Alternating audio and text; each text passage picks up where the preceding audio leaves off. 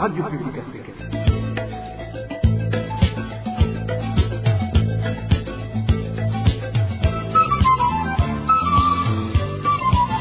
Radio Publique Africaine.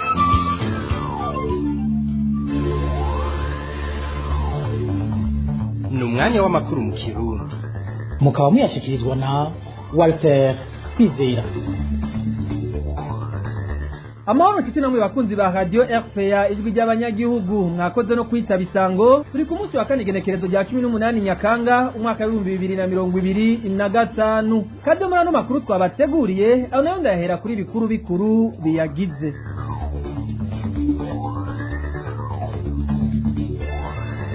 Amagara ya niyo kwizera Arvera aheruka kubagwa ikizimba kujisha rushiriza gusinzikara mu gihe yaheruka kubagwa ku bitaro vy'Imurago yiteze koroherwa muri kino gihe avuga ko ububabare bwabaye ndanse kandi asanzwe ahanzwe na byinshi.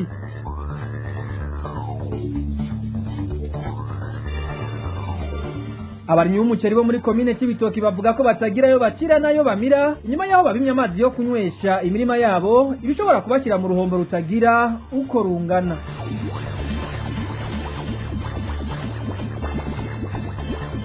Ingorane y'ikikagurika ry'umuyaga nkuba nta kindi kitera atari gusaza kw'imihora isanzwe itwara uwo muyaga nkuba. Ishyirahamwe Regidezo rikamenyesha ko mu ntango z'ukwezi kwa 11 ico kibazo kizoba cyakemutse.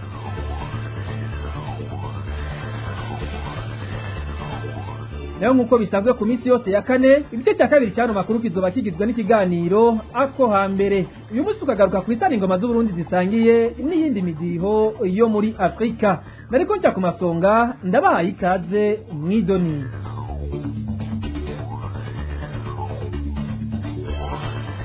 Ndasubiye kubaramutsa duhera n'amakuru muyavugwa mu gateka kazi na muntu. Agahinda ni kenshi mu miryango y'abasirikare barwa ku rugamba muri Kongo, ariko iyo miryango ntibimenyeshwe kugira ngo bagandarire ababo ndetse ntibanaronke n'akaryo ko kubafuba n'iteka.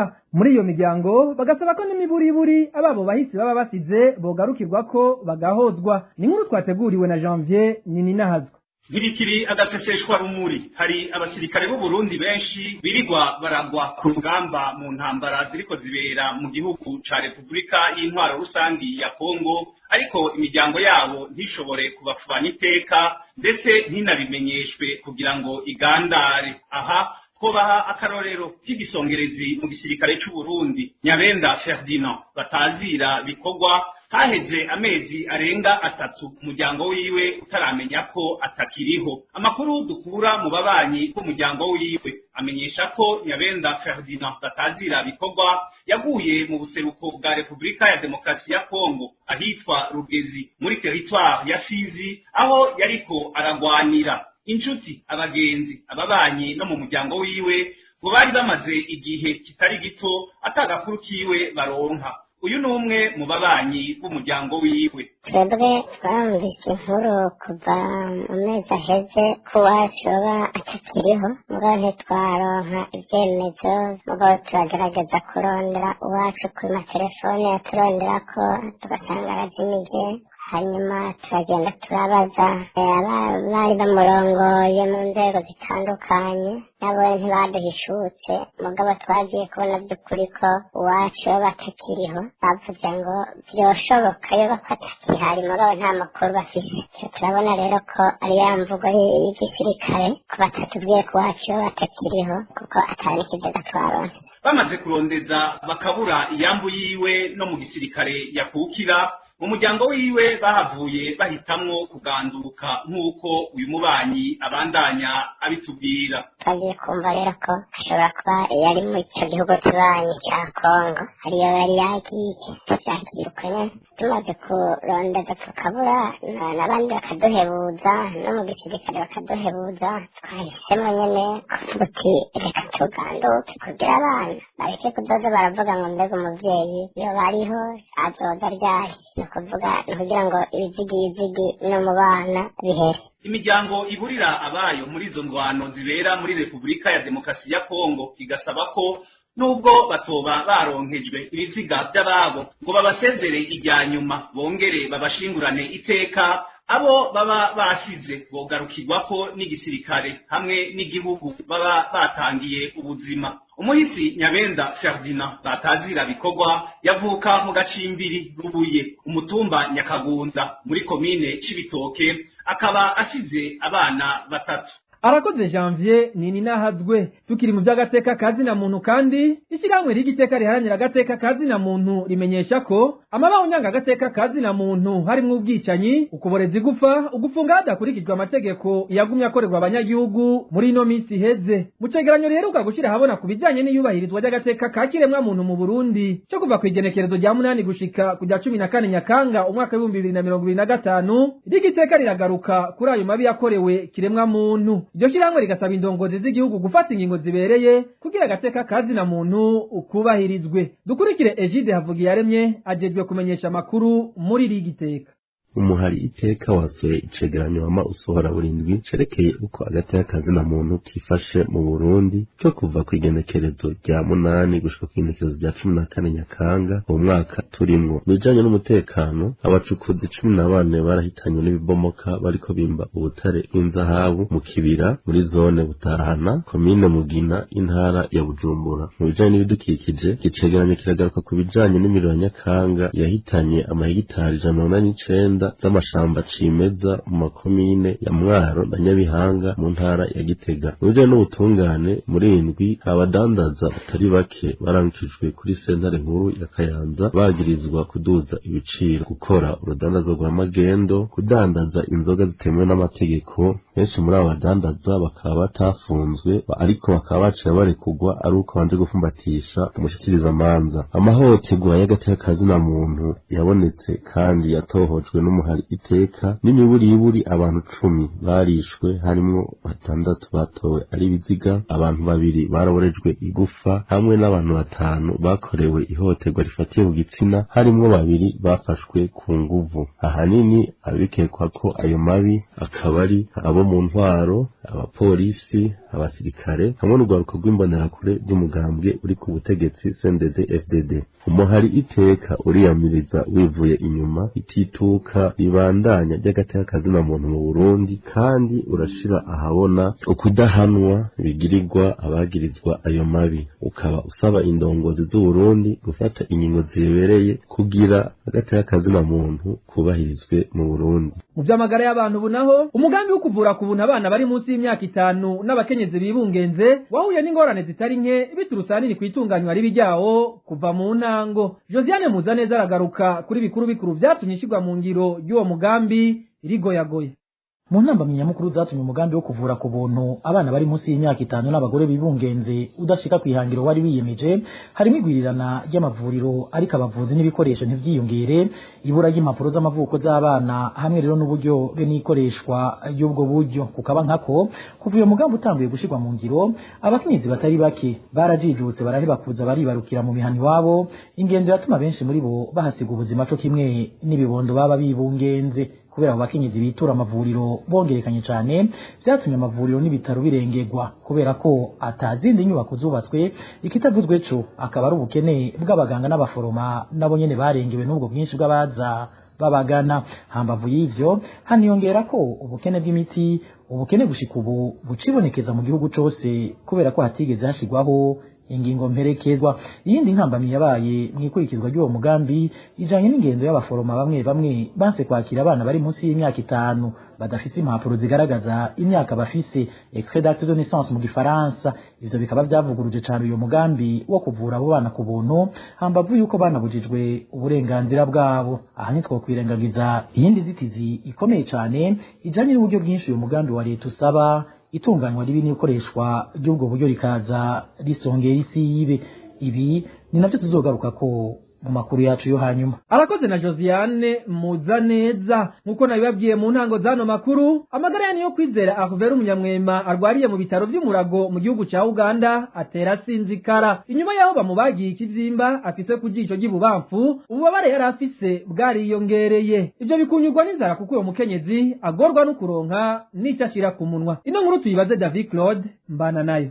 Niyo kwizera Rivera atera aremba kuko ububabare afise bubandanya bwongerekana aho agwariye mu bitaro vy'Imurago mu gihugu ca Uganda aho yajanwe avuye mu ikambi y'impunzi ya Nakivale. Nk'uko umugwaje abivuga ngo kuva bamubaze ikivyimba afise ku jisho ry'ibubamfu niyo kwizera Rivera yaciye nyabuna aremba ndetse n'ububabare bukaba bwagiye burongerekana ku buryo adatora n'agatiro. Inzara nayo ikaza isongera isibe kuko atagira umugarukirako ngo amuronse ico ashira ku munwa. Ikibazo cyakomeza kuba kibi cyane gusumba ko yari ameze ubu bamugire operation bamukuraho pasema tumaze mukoye noneho ibintu byifashe nabi merewe nabi agira kubura byajya waze byose n'ukuri. Niyo kwizera Rivera ahari ku musego birumvikana ko amerewe nabi cyane kuko no mu kuvuga atabaza yiyandaza ijwi rigasohoka bigoranye. Aha rero akanavuga ko atani imiti ariko araronswa ahagwariye.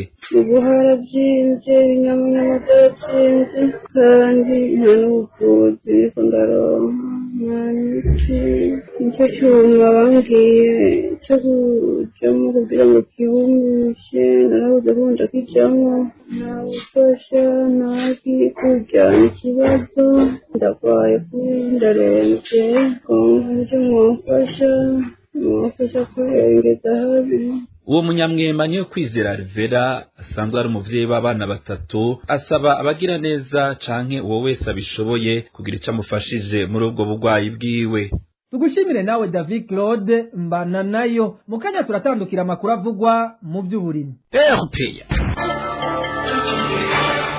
Imyidogo ni myinshi mu barimyi b'umuceri wo ku mutumba Rusiga muri komine Cibitoki mu ntara ya Bujumbura. Ni nyuma yaho bari biteze amazi kugira bavomera imirima yabo ku munsi wa mbere uheze ariko amazi agahera mu nzira. Abo barimyi bavuga ko bafite ubwoba badahawe ayo mazi bashobora kugira uruhombo bagasigura ko hari haciye ikiringo cy'ukwezi ayo mazi yarugawe mu ntumbero yo kuzibura imifurege isanzwe ijana ayo mazi. Emmanuel Ndayishimiye aragaruka ku bijanye n'iyo myidogo y'abo barimyi b'umuceri. Bamwe mu barimyi b'umuceri bo ku mutumba Rusiga baridoga inyuma yuko bamaze iminsi 3 barindiriye ko amazi yabashikira mu mirima yabo bakarindira bakahebura. Ayo mazi yari yazibiwe mu miferege ivomera iyo mirima haraheze ukwezi kugira ngo ibanze isukugwe. Ingingo ifatwa bitegetswe n'ibiro biraba uburimyi n'ubworozi. Abo barimyi bavuga ko ivyo bituma umuceri wabo ushobora koronekara bafatiye ku kirangamisi babwiwe.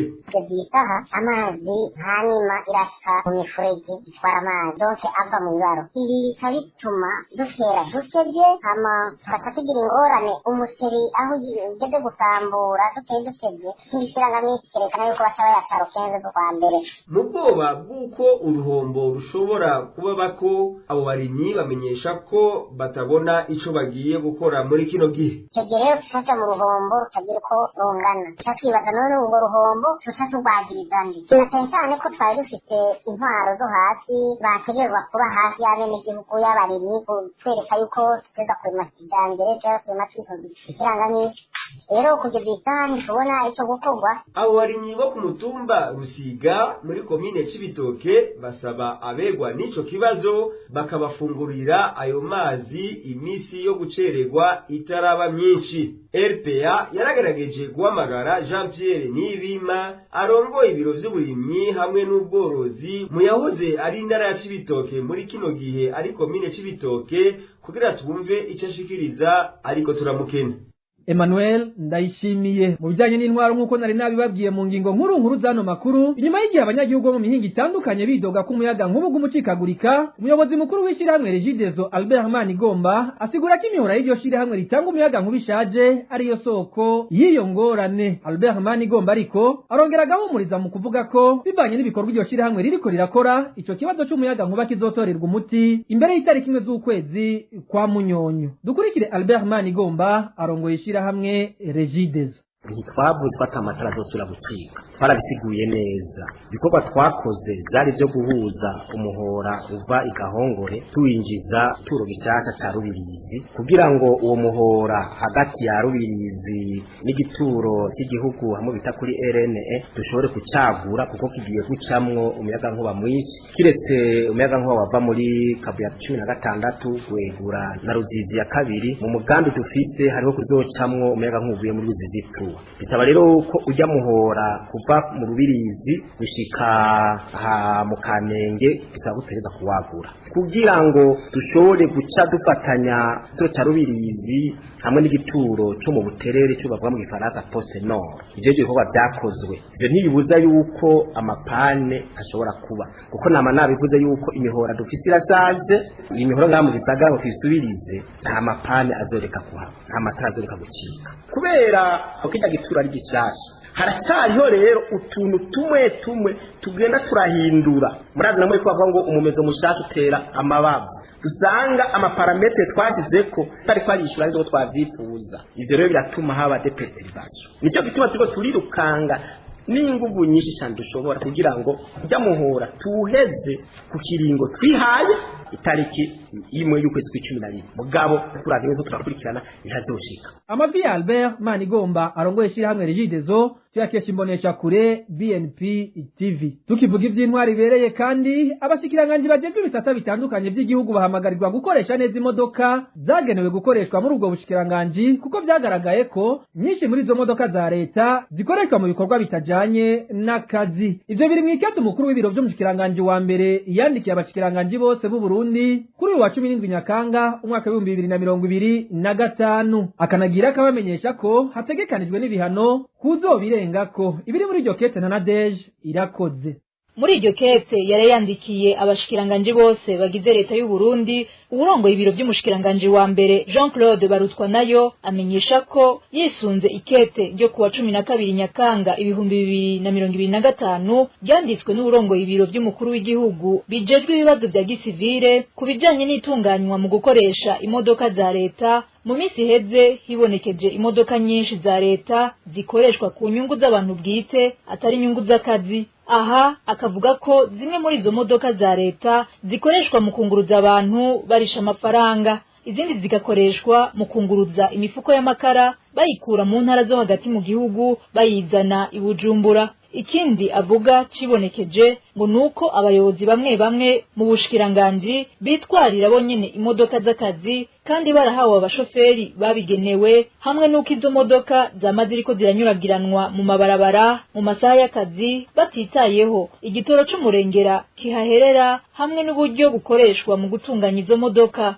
Kubw'ivyo Jean-Claude Barutwa nayo umuyobozi w'ibiro by'umushikiranganje wa mbere asaba abashikiranganje bose ibi bikurikira: gutunganya neza ikoreshwa ry'imodoka za leta nk'uko bikwiriye, abazobirengako bakazofatirwa ibihano bikomeye, gushiraho ingingo ngendegwako mu gukoresha neza imodoka za leta yaba mu masaha y'akazi canke inyuma y'ayo masaha, guhagarika imodoka za leta mu kibanza kizwi neza mu masaha y'akazi hamwe no mu masaha y'akaruhuko, kwitwaza urupapuro rwerekana imvo itumye hakoreshwa imodoka ya leta mu masaha y'akazi hamwe n'inzira iyo modoka iza gucamwo. Muri iryo kete Jean-Claude Barutwa nayo ahamagarira cane abashikiranganje bajejwe igipolisi hamwe n'igisirikare gukorana n'ibisata bijejwe umutekano kugira izo ngingo zije mu ngiro mu ntumbero yo gutuza ikoreshwa ritari ryo ry'imodoka za leta. Akaba yasozereye iryo kete yibutsa ko mu gihe abakozi ba leta bokora ingunga imwe gusa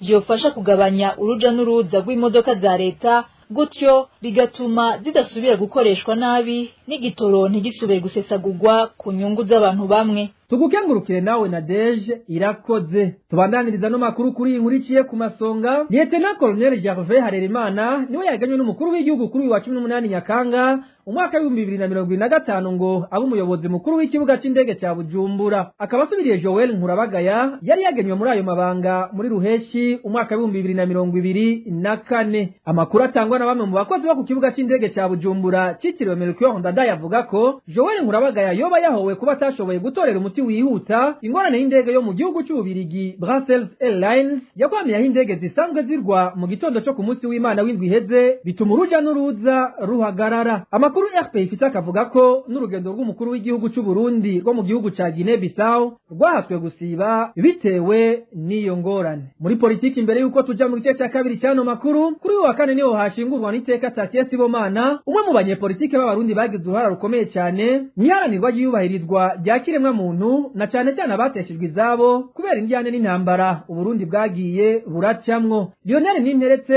umwe mu ndongozi z'urwaruka rw'umugambwe w'abadasigana Iprona uyo munyepolitike yakomokamwo aravuga bimwe muri bikuru yabasigiye nk'iragi hamwe n'icyo abanyepolitike muri rusangi bari bakwiye kumwigirako. Tumutege yombi.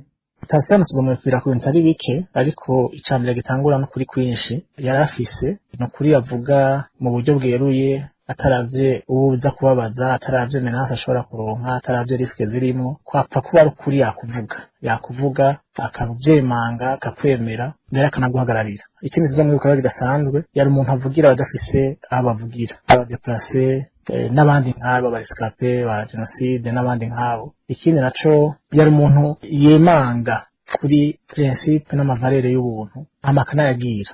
Rero no munsi ijwi ryiwe tuzorikumbura ivyumve byo tuzorikumbura contribution ku gihugu tuzobikumbura kubera umwe mu bantu bakunda igihugu cyane mbere yanse no kuja mu bibanza abandi baharanira kubera byari biciye mu manyanga kubera byari bivuye mu matora kuyibwe. Ari mu bantu rero bakeye bari bafise umutima nk'uyo mu gihe situation ubundi bwarimo aravuga ati ntidushobora kugenda mu kigobe cy'ubunyanga byimba y'abana bacu tuja mu kigobe mu matora tutitoje mu matora tutagize kampanye ibintu baduteretse kuntu bishoboka ko tujaye. Ubu ni Tasie tuzokwibagira n'umuntu atigeze ahemuka atigeze ahemegura umugambwe wiwe atigeze ahemukura igihugu ciwe. Ico rero abandi banyepolitiki bakumwigira ko nuko umuntu aragenda umuntu arapfa ariko usize iki wakoze iki wategeza rero kugenda neza ukazovwa nka Tasie kuko Tasie n'ubu utamukunda arazi neza ko yavuga ukuri na CNDD-FDD abari muri yo barazi neza ko Tasie yavuga ukuri. Naco gituma nibaza yuko yavuga bakabura aho muhera kugira ngo banamufunge canke kibuko bari bazi ko ari kuri naho kwari kubabaza. Mu kanya gato turatandukira igice cya kabiri icyano makuru. Uyu ni wa mwanya wahariwe ikiganiro ako hambere. Mu kiganiro ako hambere cyo kuri uyu wa kane tuzakubayagira ku isano rikomeye cyane riri hagati y'umudiho w'ingoma z'u Burundi hamwe n'imidiho imwe y'ikinyafrika harimo n'umudiho wa reggae. Ikiganiro mu gishikirizwa na Innocent Valentin Singira nkabo.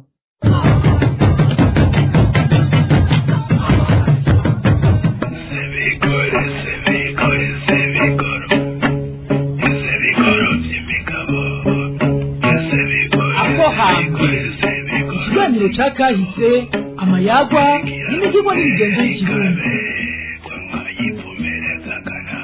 Ako hambere mugishikirizwa n'abamenyesha makuru ba RPA iminsi yose ya kane.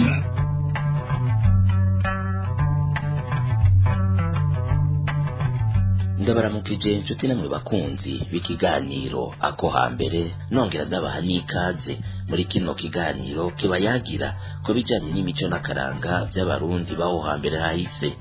Nk'uko muhejeje kubyumva uyu munsi turamutse tuyaga ku ngoma z'i Burundi hamwe naho zihurira n'indi midiho nyafrika myinshi na cyane cyane umudiho wa reggae. Abatari bake musanzwe muzi ko ingoma zamye kandi n'ubuzikiriko ari ikimenyetso gikomeye cyane ku gihugu cy'u Burundi ndetse zikaba zaranashizwe mwitunga kama ry'isi yose.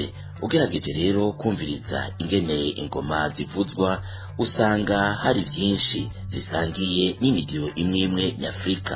Muri yo hakaba harimo umudiho wa reggae hamwe n'uwundi bita Nyabing canke Nyabing. Mbega none byo bihurira he? Byahujwe gute? Hagamije iki? Ibi nivyo tugira ngo tuganire ko tubifashijwemwo n'umutumire wacu Omer Nzoyisaba, umunyakaranga umurundi asanzwe anakurikiranira hafi ibijanye n'akahise ku Burundi. Kuri mikro muri kumwe na jewe Innocent Valentin Singira nkabo, nkaba nongeye kubaha ikaze muri iki kiganiro.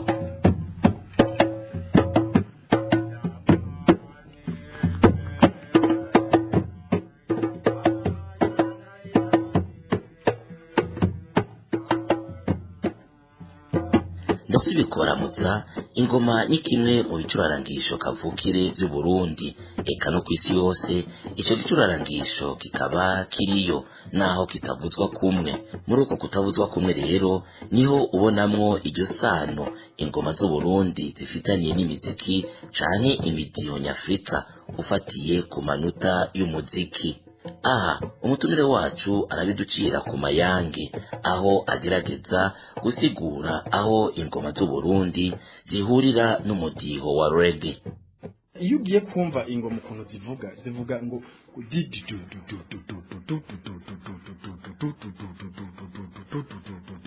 mu bisanzwe mu mvugo y'umuziki dusanga uwo mudiho uri muri bimwe twita 4 quarts mu muziki. Rero nukuvuga rero hariho isano ry'imiziki myinshi usanga imeze uko muri iyo miziki yo kwisi ifise uwo mudiho uri muri 4 kuri 4 dusanga ari umudiho wa reggae music. Ivyo navyo dusanga reggae music yaje iva muri Jamaica mwizinga y'epfo ya Amerika y'epfo. Dusanga rero bifitaniye isano ati gute baravuga yuko reggae music canke n'ubu twaravyumvise yuko umudiho wa reggae ari umudiho utanga ubutumwa kandi utuma abantu bava mu itiro barimwo kugira ngo bamenye ico bari n'ico babwirizwa gukora cyane mu buryo bw'ubugwaneza n'amahoro no kubana. Ingoma muri kahise zavuga kugira ngo zimenyeshe ibikorwa biriko bikoreka ibwami. Nukuvuga rero yuko byavuga ati ingoma ziravuze rero ko zivuze abanyagihugu baramenye ikigombe gikorekwe ibwami. Nukuvuga zitanze ubutumwa. Nukuvuga ngo umudiho wa reggae n'umudiho w'ingoma hamwe n'ukuntu umutima utera usanga byose biri muri 4 kuri 4 bisigura yuko umudiho wa reggae hamwe n'ingoma ari byo bintu vya mbere bifitaniye isano n'umutima kandi ni nabwo buhinga Imana yashize mu bantu kugira ngo hazoze haracamwo ubutumwa bubabwira bati ikangure tugombe tubabwire ubutumwa bukenewe kandi bubagirira akamaro. Ubwo butumwa ni ubwo kuva muki mwitiro murimwo kugira ngo muze mwumve igikenewe cyane kibatuma mwikangura.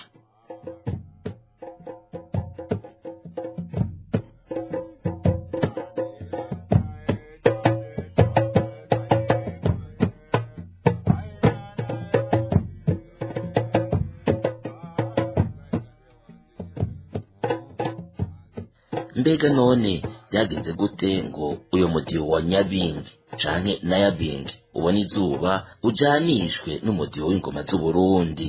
Omer Nzoyisaba arabitangira inyishu yifashishije kahise k'ibihugu vya Afrika vyakolonijwe na cane u Burundi n'u Rwanda. Nyabingi canke Nyabyinshi yari umwamikazi w'Ubugande n'u Rwanda. Bavuga yuko Nyabyinshi canke Nayabingi yaravukana na Ryangombe. Nyabyinshi na Ryangombe bakaba bariyamirije cyane umuzo w'Abadagi n'Ababirigi mu Rwanda. Rero Ryangombe na Nyabyinshi intezi zabo zinjiye mu mugore yitwa Muhumuza rero akaba ari umugore kujya anye twovuga inamujandi wo mu Burundi, nawe umurazi yuko ari umugore yiyamirije umuzo w'abakoroni mu kushwabatura inteko ingabo kugira ngo zize zigwanye abakoroni. Rero niko byanagenze no mu Rwanda. Nukuvuga ngo umugore yitwa Muhumuza yinjiwemo n'intezi za Nyabyinshi canke Nyabingi hamwe na Ryangombe, nawe agwanya abakoroni b'Abadagi hamwe n'Ababirigi bari baje gucura bufuni na buhoro Abanyarwanda. Dusheko n'Abarabu, abo bantu bose baraza bagafata abantu bakabagira inyagano bakaja kubagurisha mu bindi bihugu. Rero uko byagenze ingabo za Nyabingi canke Nyabyinshi zahavuye zunguruza ziragenda bamaze kuneshwa cyane ko Muhumuza wa mugore nababwira yategwa n'intezi za Nyabyinshi hamwe na Ryangombe yahavuye afatwa atabwa muri yompi 1913. Rero izo ngabo zose zari zatewe n'intezi za Nyabyinshi hamwe na Ryangombe zahavuye zimukira ahantu bita muri Dimba de Mabwe i Zimbabwe.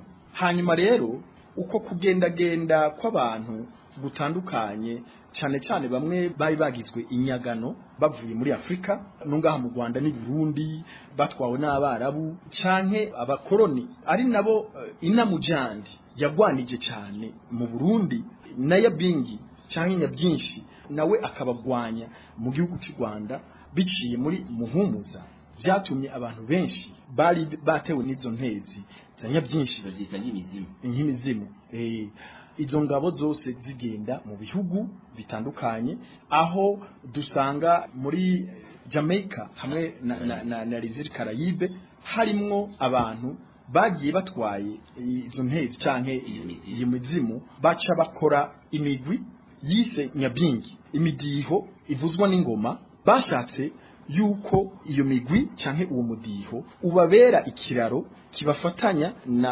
Afrika baje bavamwo hamwe niyo bari muri Jamaica canke muri Les Îles Caraïbes. Nijisho ni gutwi n'ijwi ry'abanyagihugu.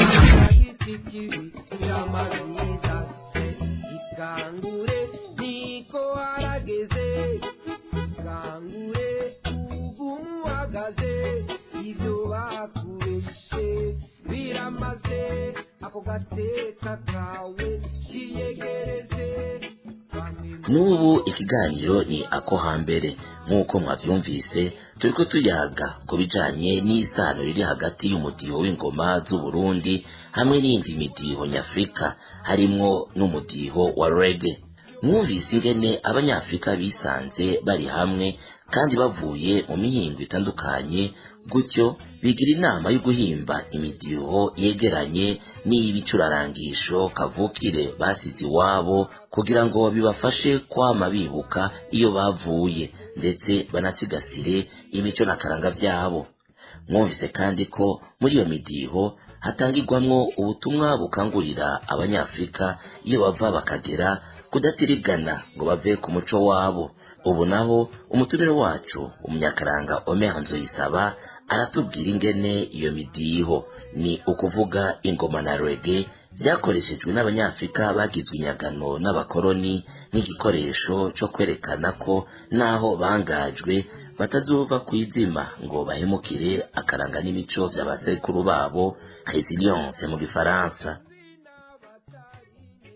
Ku bukoroni cyane cyane bwifashishije ico bita christianisme carazira yuko urumva mu Rwanda canke mu Burundi tuvuga kiranga canke ngo tuvuge ryangombe kubera yuko kuvuga abo bantu ni nko gusubira guha inguvu abarundi canke abanyarwanda gusubira kwimenya abo bari. Byace bituma mu mitwe y'abantu berekana yuko ryangombe na Nyabyinshi ari ibintu by'ibishenzi, ari ibintu by'ibishitano buri kuravuga, noneho ukavuga kiranga n'ibishegu aribo batuma abarundi basenga imana yabo kandi imana yo ntiyigeze ihinduka. Ibyo bintu byose ubukoroni bwarabitesheje agaciro kugira ngo abarundi canke abanyarwanda bikunde bemere idini rya Kristo ari naryo ryafashije ubukoroni kwinjira neza mu mizi y'abanyafrika cyane cyane abarundi n'abanyarwanda mu kubagira abandi bantu hama akaranga kabo gafatiye ku mico n'akaranga bikitwa ivy'abashenzi bikitwa ibintu by'ibishetani umuntu adakwiye gukurikira. Mu kuvuga rero yuko uwo mudiho wa reggae userukiwe n'imigwi y'abavuza ingoma yitwa Nyabingi cari ikimenyetso cyo kwibutsa abantu babaye nk'inyagano muri ibyo bihugu yuko uwo mudiho ari wo ubabera ikiraro kibafatanya cyane cyane mu buryo bw'imyemerere yo mu mutima ko Afrika nabo hakiriho isano ribafatanya na cyane cyane yuko twavuze yuko Nyabyinshi hamwe na Ryangombe bameze nk'intezi ziteye uwo muntu yiswe Muhumuza byatumye agwanya ubukoroni hamwe n'abarabu baba baje gutora abantu nk'inyagano mwumva rero yuko reggae umudiho wa reggae cyane cyane ufata isano kuri Rastafarisme ari ibintu bitigeze bibonwa neza na Christianisme canke idini ry'abakristo kubera yuko nkuko nabivuze ngitangura zaba ingoma zaba reggae zaba nyabyinshi canke nyabingi ni bimwe mu bintu vyatuma byibutsa abarundi canke abanyarwanda canke abanyafrika muri rusangi ko bakwiye gusura kwikangura mu itiro bashizwemo niyo colonisation ibicishije muri Christianisme. Iyumvire namwe mubyibaze haruvuga ngo arondera amahoro agakoresha ikinyoma agakoresha ingana sasika ibyo mumenye nta ikinyoma cyatsinze ikinyoma tarukuri nta inabi yatsinze inabatari neza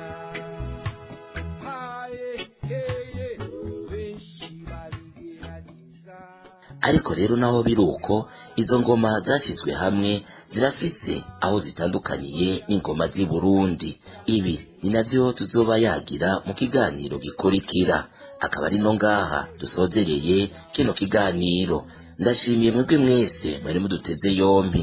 Nishimire kandi bimwe bivuye ku mutima umutumire wacu umunyakaranga Omer Nzoyisaba yadufashije kuremesha kino kiganiro. Innocent Valentin mwari kumwe kuri mikro, ndabikebanuye ndabifuriza kururanirwa mu banyu no mu vyanyu. Ni aho ubutaha.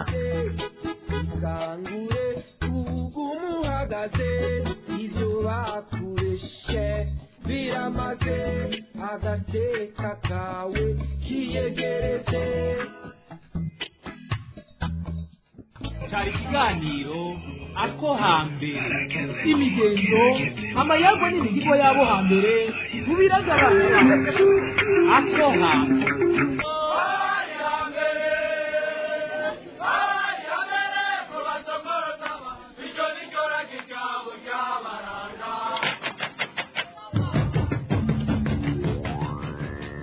Tugushimire nawe Innocent Valentin singira nkabo. Nuko rero nshuti nawe bakunzi ba Radio RPA ijwi ry'abanyagihugu, nino ngaha garukiye no makuru y'ikirundi twari twabateguriye yo kuri rigenekerezo rya 18 Nyakanga umwaka wa 2025. Ndabashimiye mwebwe mwese mwari muduteze yompi, bakoze bagenzanje bo mu ruganda rwo kumenyesha makuru bamfatije kuyatororokanya. Banakenuye abahinga b'ivyuma bitanze batiziganya kugira no majwi bashikire atankomanzi. Nayo Walter Kwizera nariko ndabashikiriza ndabike bantu ndabifuriza kuroranirwa mu banyu no mu byanyu. Imana ibandanye irinde Burundi n'abarundi naho ubutaha.